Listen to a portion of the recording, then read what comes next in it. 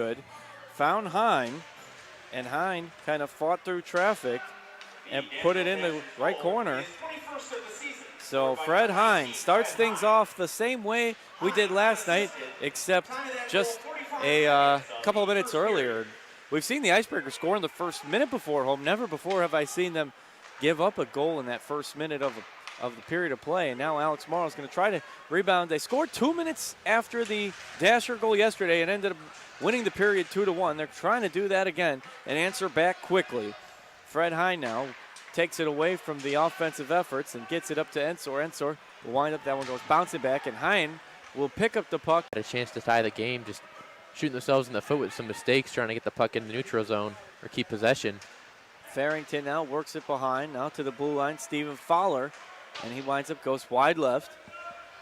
Thanks again for joining us on this Saturday night in FPHL hockey action. Brody Duncan takes a board there, works it up to Farrington, but it is Ben Buchel taking the puck away from him. He's being forechecked heavily here by Stephen Fowler. They'll get an outlet pass and clear that one the length of the ice and get it out of the defensive zone. Still 3:36 left in the Lake Health power play. 287 goals allowed per game and a .915 save percentage. He has been steadily improving, has Harley White. And now at the other end, they're almost about to capitalize. That one will go behind the net, and Icebreakers clear into the neutral zone. Morrow across the blue line. Good feed there, a little in front of Farrington, though. And all of a sudden, that 5-minute major is down to just over a minute. Duncan from the left circle winds up, almost slides through the pads of White. Farrington trying to keep it alive down here. 1:07 now remaining in the Lake Health power play. And here comes Ben Buchel, being challenged here on the near boards by Tim Perks. All kinds of tangled up there with A.J. Tesserero. Refs letting them play. Yeah, there was some shoving and pulling on both sides there. They don't call it, and the Dashers now at the other end, deflection off. Penalty kill unit, but just more of the same with the Icebreakers' power play struggles. They've dropped to 9th in the league in power play efficiency.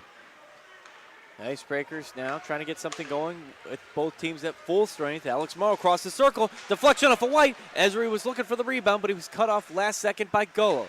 Good defensive stance there by Gullo. And now the Icebreakers trying to keep it in this zone.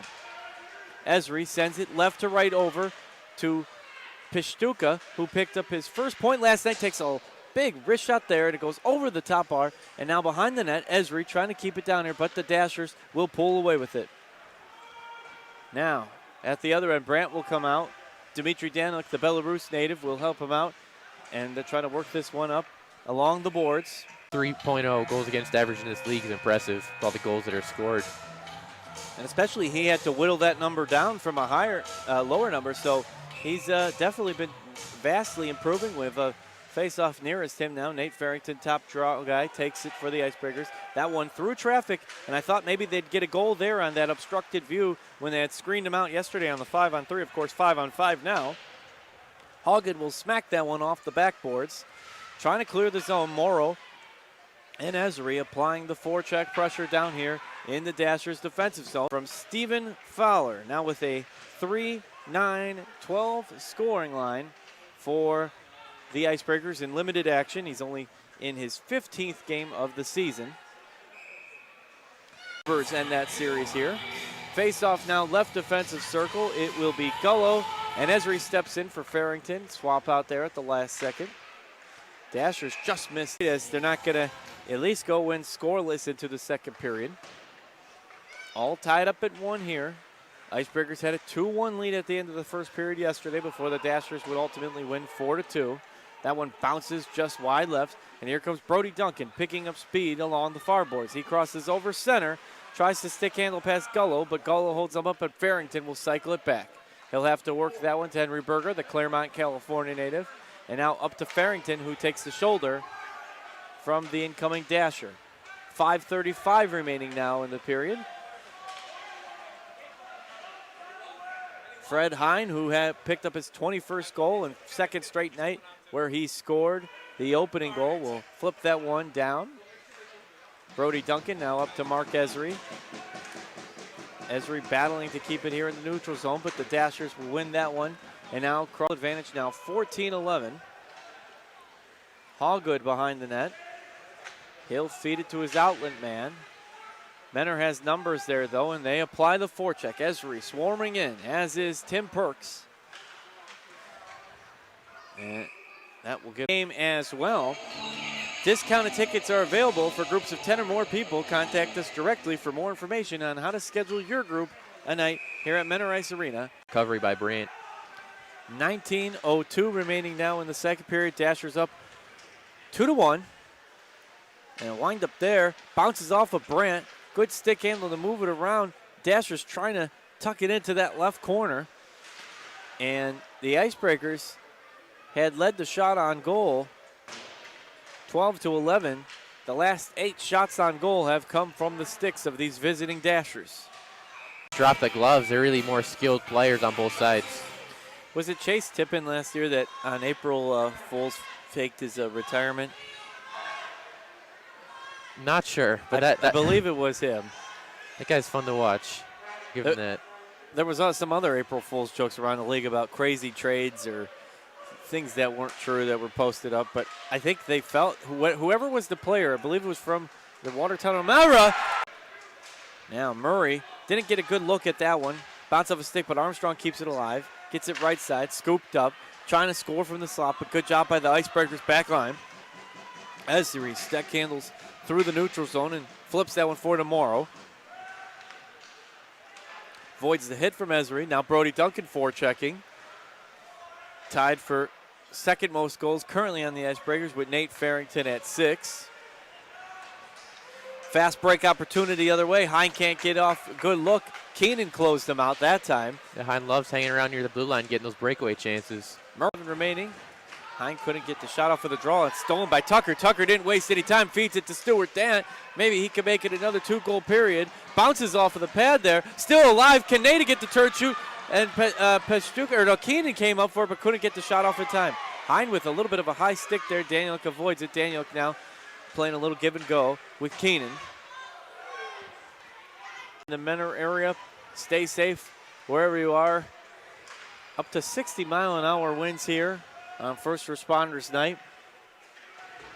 Big board there from the physical Nada, the Brooklyn, Ohio native. Definitely trade a couple of fists. This is the 8th meeting already. It's the last one here in mid-January.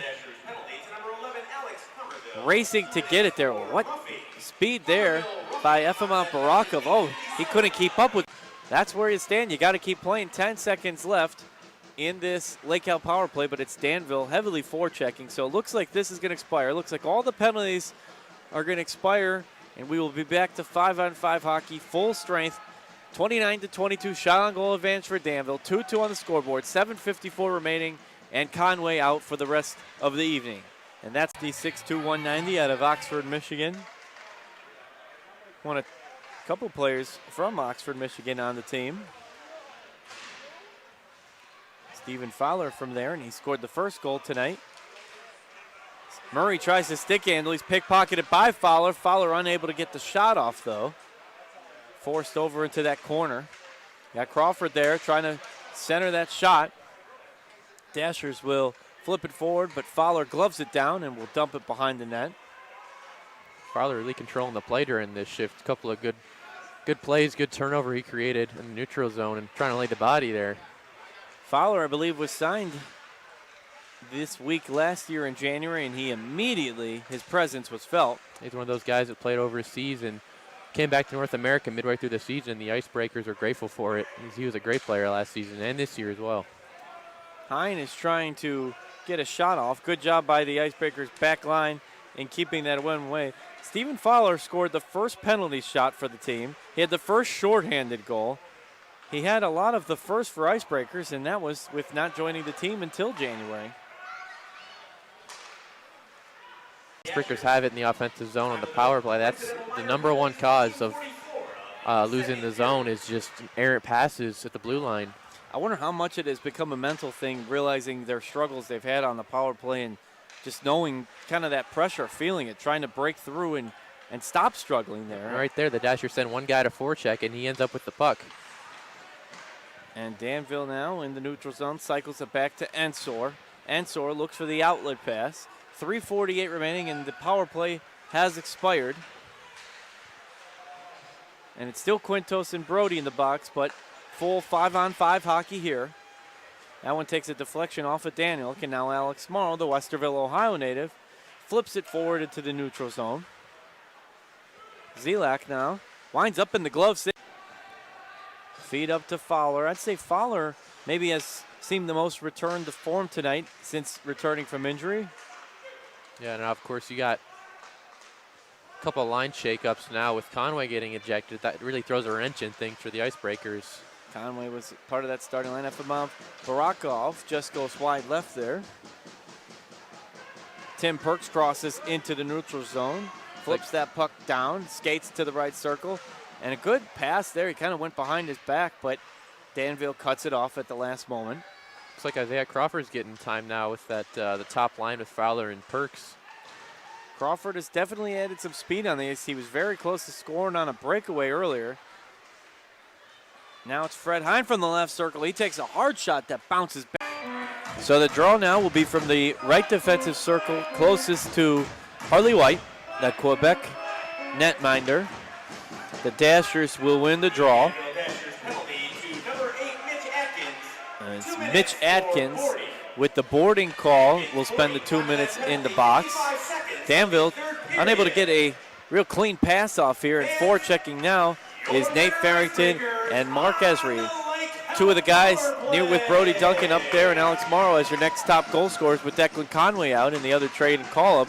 We'll see if someone can get this going. Nice spin move there by Pastuka, and he just misses wide left. Yuri will keep it alive, get it to Esri, centers it, look for the deflection to Farrington! Morrow! Menor had everyone fired up momentarily, but that was very fleeting. Now trying to get it back. Pastuka's been trying to be the rallying cry. He'll feed it back and now cycle it to Jurovic, who now has it back. 0 for 9 now on the power play are the Icebreakers. Stuart Dance centers it to Fowler. Fowler winds up and just misses wide right. And the Dashers haven't had much more luck either. They're 0 for tonight.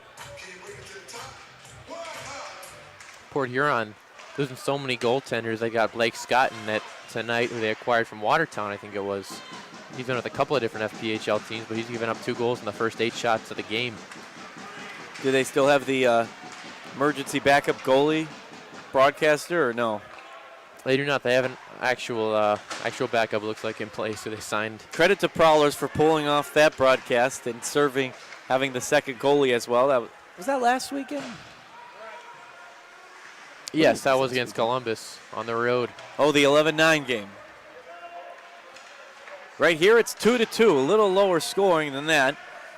So Rodebush, if my math is right, has stopped his first 30 of 31 shots on goal as a rail yard dog. And John Butita picked up a goal last night for Quad City. Is Quad City happen to be in action today? Down 1-0. Sean playing, but has no points yet.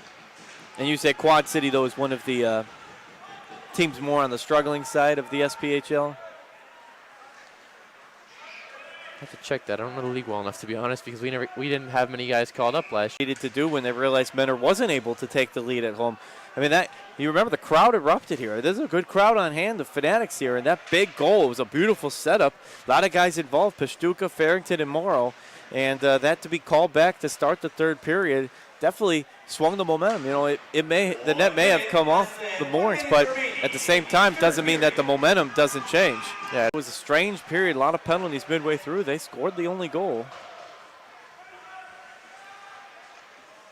Icebreakers now, and Fred Hine, skated right up to Jordan.